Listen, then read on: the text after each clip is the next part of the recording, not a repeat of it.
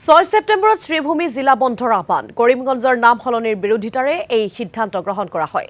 চৰকাৰে জিলাখনৰ নাম সলনি কৰা সিদ্ধান্তক সমালোচনা কৰে একাংশই। চৰকাৰৰ এই সিদ্ধান্তক হঠকাৰী আখ্যা নাগৰিক প্ৰতিৰোধ কমিটিৰ। শেহতীয়াকৈ মুখ্যমন্ত্ৰীয়ে ভ্ৰমণ কৰিছিল শ্ৰীভূমি জিলা। কৰিমগঞ্জৰ নাম সলনিৰ পক্ষত মুখ্যমন্ত্ৰীয়ে দিছিল যুক্তি। ইয়াৰ পিছতে আকৌ সৰব হৈ পৰিছে কৰিমগঞ্জৰ একাংশ লোক। চৰকাৰৰ সিদ্ধান্তৰ বিৰুদ্ধে আয়োজন কৰিছিল নাগৰিক অভিৱৰ্তন। এই অভিৱৰ্তনতে বন্ধৰ কাৰ্যসূচী ঘোষণা কৰা হয়। কৰিমগঞ্জৰ কোনো ৰাজনৈতিক দলৰ লগত কথা নাপাতি, কোনো সামাজিক সংগঠনৰ লগত কথা নাপাতি, কাৰো লগত কোনো কথা নাপাতি তেওঁ কেবিনেট সিদ্ধান্ত ল'লে যে কৰিমগঞ্জৰ নামটো সলনি কৰি শ্ৰীভূমি দেওয়াৰ কাৰণে আৰু সেইটো কেবিনেট সিদ্ধান্ত ল'লে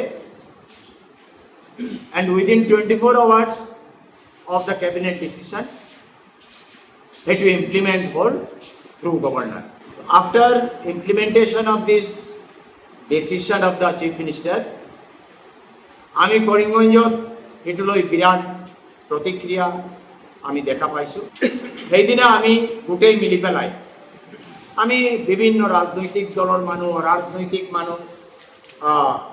মিলি পেলাই নাগৰিক সভা আহ্বান কৰি আমি সেইটো প্ৰতিবাদ কৰিলোঁ আৰু প্ৰতিবাদ কৰি পেলাই বিভিন্ন ষ্টেজত আন্দোলন হৈছে। কিন্তু মুখ্যমন্ত্ৰী ডাঙৰীয়া